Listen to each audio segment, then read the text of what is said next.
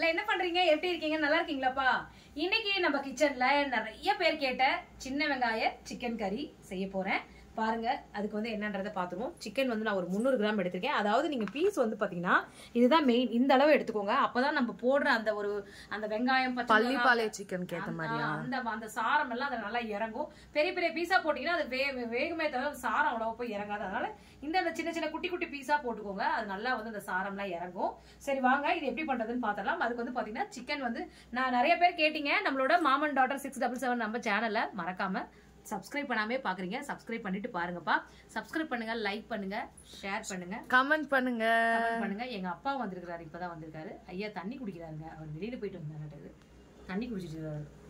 ஐயா ஒரு வணக்கத்தை போட்டுருங்க. வணக்கம். தண்ணி வாயில இருக்குது. வணக்கம் வணக்கம் வணக்கம். ஓகே, அவர் வீடியோ எடுக்கிறதுக்காக வந்திருக்காங்க. சரி, நம்ம வேலையை பார்ப்போம். சின்ன வெங்காயம் நான் வந்து 300 கிராம் சிக்கன் எடுத்துக்கிறதுனால நான் வந்து சின்ன வெங்காயம் ஒரு கைப்பிடி சின்ன வெங்காயத்தை எடுத்து வச்சிருக்கேன். காரத்துக்கு வந்து நான் வந்து பச்சை மிளகா தான் நம்மளுக்கு காரம். அதனால வந்து பாத்தீங்கன்னா நான் வந்து இன்னைக்கு ஒரு 8 பச்சை மிளகாய் எடுத்திருக்கேன். இதை என்ன பண்ண போறோம்னு கேட்டீங்கன்னா, இந்த மாதிரி வீட்டுல பெரிய இடிக்கல் இருந்தா இடிக்கல்ல போட்டு இடிச்சுக்கோங்க. சின்ன வெங்காயம் பச்சை மிளகாய் ரெண்டையும் ஒன்னா போட்டு இடிச்சுக்கோங்க. இடிக்கல் இல்லாதவங்க மிக்சி ஜார்ல 1க்கு 2 அப்படியே அரைச்சுக்கோங்க. பச்சை மிளகாயும் சின்ன வெங்காயத்தை ஒன்னாவே போட்டு நல்லா 1க்கு 2 தருன்னு அரைச்சுக்கோங்க. சரி, நான் வந்து தருன்னு அரைச்சிட்டு தான் வர போறேன். மிக்சியில போட்டு நம்ம தருன்னு அரைச்சிக்கலாம்ப்பா. தருதருனா? ஆமா, அது அப்படிதான் சொல்லணும். பச்சை மிளகாய் இதுல ஆட் பண்ணிக்கலாம். ஓகே, இப்போ நம்ம வந்து பாத்தீங்கன்னா அடுப்பு பற்ற வச்சு கடாயை வச்சிடலாம். கடாயை அது காயட்டும். அதுக்குள்ள இங்க பாருங்க, நம்ம தருன்னு பாருங்க, நான் வந்து அரைச்சி வச்சிருக்கேன். சின்ன வெங்காயத்தையும் பச்சை மிளகாயும் கொஞ்சம் திருன்னு அரைச்சு வச்சுக்கோங்க. தரு ஐயோ, அது அப்படிதான் சொல்லணும். அந்த மாதிரி தான் கொஞ்சம் கொர கொரப்பா திப்பி நம்ம ஊர் பக்கம் தருன்னு தான் சொல்லுவாங்க. அது அப்படி சொல்லி பழகிடுச்சு. சரி போடுங்க. இருங்க, என்ன காஞ்சணும் அப்படியே ஊத்துனா உங்க முகரையில தெளிச்சு. என்ன இல்ல, அது தண்ணி. அதை கரெக்டா சொல்லுங்க, அதுக்கப்புறம் நம்ம கவுண்டர் போட்டுக்கலாம். தெரியாம கவுண்டர் சொல்லக்கூடாதுல்ல. கவுண்டரா? ஆமா.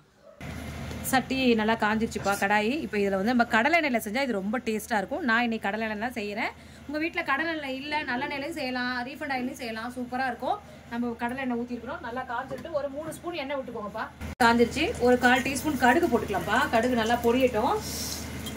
கடுகு போனாலே கடுகு பயமா இருக்கும். எப்போ பார்த்தாலும் நமக்கு இதே ஒரு பயம் தான். தூரத்துல இருந்து எடுத்துட்டு இருக்காங்க. கடுகு நல்லா பொரிஞ்சது கருவேப்பிலை ஒரு கொத்து போட்டுக்கலாம்ப்பா.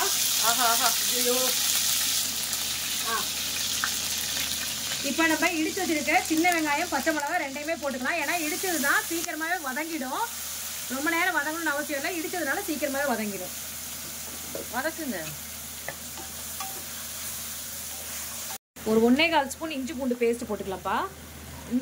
வெங்காயம் நல்லா வதங்கிருச்சு, அதுக்கப்புறம் தான் இதை போடணும். போட்டு இந்த இஞ்சி பூண்டு பேஸ்ட்டும் நல்லா வதங்கட்டும். வதங்கினோடனே அடுத்தது மஞ்சத்தூள் போட்டுக்கலாம். ஒரு 1/4 டீஸ்பூன் மஞ்சத்தூள் போட்டுக்கலாம்ப்பா. இந்த கடாயோட லிங்க் நான் வியூ ப்ராடக்ட்ஸில் கொடுக்குறேன், தேவைப்படுறவங்க பர்ச்சேஸ் பண்ணி வாங்கிக்கோங்க. உண்மையிலே அடியே பிடிக்கிறது இல்லை, ரொம்ப நல்லா இருக்குது சமைக்கிறதுக்கு. எனக்கு ரொம்ப பிடிச்சிருக்கு. எல்லாருமே கண்டிப்பாக உங்களால் தான். ஏன்னா நீங்கள் தான் இந்த மாதிரி கடாய் வாங்க, இந்த மாதிரி குக்கர் வாங்க, இந்த மாதிரி சமைங்க, இந்த மாதிரி ஸ்டைலில் நீங்கள் பண்ணுங்க, நல்லா இருக்கும்னா நீங்கள் சொல்லி கொடுத்தீங்க. அதே மாதிரியே தான் நானும் பண்ணியிருக்கேன். உண்மையிலே எனக்கு ரொம்ப சூப்பராக இந்த வெசல்ஸ் எல்லாமே ரொம்ப பிடிச்சிருக்கு. இந்த ப்ராடக்ட் உங்களுக்கு வேணாலும் நான் வியூ ப்ராடக்ட் லிங்க் கொடுக்குறேன், தேவைப்படுறவங்க பர்ச்சேஸ் பண்ணி வாங்கிக்கோங்க. வாங்க, நல்லா மஞ்சத்தூள் போட்டு இது நல்லா வதங்கட்டும். இந்த பச்சை வடை போகணும், இந்த மஞ்சத்தூள் இஞ்சி பூண்டு பச்சை வடைலாம் போகணும். போனதுக்கப்புறம் நம்ம வந்து என்ன பண்ணுறது சொல்கிறேன். இந்த வெங்காயம்லாம் நல்லா பச்சை வாடை போய் இஞ்சி பூண்டெல்லாம் வெந்துருச்சு. இந்த நேரத்தில் நம்ம சிக்கன் துண்டுகளை போட்டுக்கலாம். சிக்கன் துண்டு சின்ன சின்ன துண்டுகளாக வெட்டி வாங்கிக்கோங்க. அப்போ தான் அது வந்து அந்த சாரம் போய் நல்லா உப்பு பிடிச்சி நல்லா வெந்து அந்த நம்ம சாப்பிட்றதுக்கு டேஸ்ட்டாக இருக்கும்.